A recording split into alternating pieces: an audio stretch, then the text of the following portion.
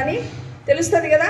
So వాళ్ళు మళ్ళీగా నేను ఏంటి నువ్వు నొక్కుతున్నావు, గట్టిగా పట్టుకుంటున్నావు. అతను ఏ వరుస అయితే మనకు అవుతాడో ఆడైనా సరే మాట్లాడండి. మీరు నన్ను నొక్కుతున్నారు అంటే ఆటోమేటిక్గా వాడు భయపడతాడా? రెండోసారి నీ జోలికి వస్తాడా? రాడు కదా. ఇంకా ఎక్కువ వేషాలు వేశారనుకోండి, గట్టిగా అరవండి, మాట్లాడండి. ఎవ్వరు కూడా సైలెంట్గా భయపడి ఉండొద్దు. భయపడాల్సిన అవసరం ఏమి లేదు. ఓకేనా?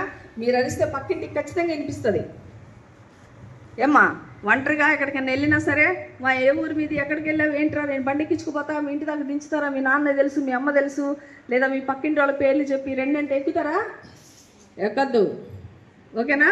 దయచేసి నువ్వెవరో నాకు తెలియదు, నువ్వు కానీ రెండోసారి బండి ఎక్కమన్నావంటే ఈ ఇంట్లో వాళ్ళకి పోయి చెప్తాను. పక్కన ఇల్లులు ఉంటాయి కదా, వాళ్ళు చెప్పండి. వాళ్ళు చెప్పి చూడండి ఇతను నన్ను బండి ఎక్కమన్నా అంటే ఏమవుతుంది, పట్టుకుంటారు కదా. వాడు నిజంగా నేరస్తులు అయితే వాడికి పనిష్మెంట్ వస్తుంది కదా.